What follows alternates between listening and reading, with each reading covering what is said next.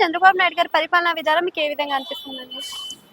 తల్లి వందనం కానీ అంతగాని బాగానే ఉంది. ఓకే. అంటే తల్లికి వందనం అనే పథకాన్ని 15,000 అని చెప్పారు. కానీ 13,000 జమ చేశారు కదా! దానిపైన మీ స్కూల్ బ్యాగు అది ఇది అంటున్నారు. ఆ! స్కూల్ బ్యాగు బుక్స్ అది అంటున్నారు. ఆ! కానీ ఇంకా ఆయన కూడా జగన్ అప్పుడు కూడా ఫస్ట్ బార్ ఒక బార్ వేసినాడు 10,000, వచ్చి గారికి మళ్ళీ 13,000 వేసినాడు. ఆ! అడిగి బాగానే ఉంది. ఇంకా ఈయన కూడా అదే వచ్చేసినాడు. ఎందుకంటే ఫస్ట్ 10,000 వేసింది బాగానే ఉండే, ఆయన ఇంకా ఒకే పరి 13,000 వేసినాడు.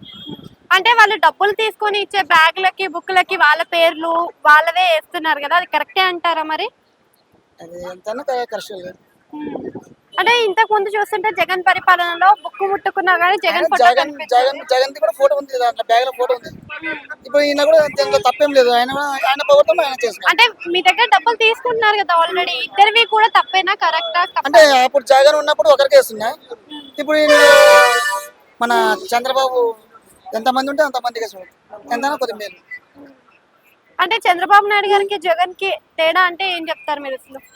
జగన్ కి తేడా అంటే అది ఆయన అమ్మఒడి ఒకరికి వేసినాడు, ఈయన ఎంతమంది ఉంటే అంతమందికి వేసినాడు. ఓకే. అది తేడా అది ఒకటి. తేడా. అందులో ఈయన చంద్రబాబు వాలంటీర్ తీసేసినాడు. వాలంటీర్ తీసేయకుండా పెట్టింటే అంటే బాగుండే, వాలంటీర్ తీసేసినా కొద్ది తప్పు చేసినాడు. ఓకే.